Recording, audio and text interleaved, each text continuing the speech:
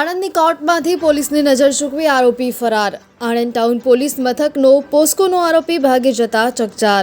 બિલોદરા જેલમાંથી કોર્ટમાં હાજર કરવા ખેડા પોલીસ આરોપીને લઈ આણંદ કોર્ટમાં આવી હતી, જ્યાંથી કોર્ટરૂમમાંથી આરોપી પોલીસની નજર ચૂકવી ભાગી ગયો હતો।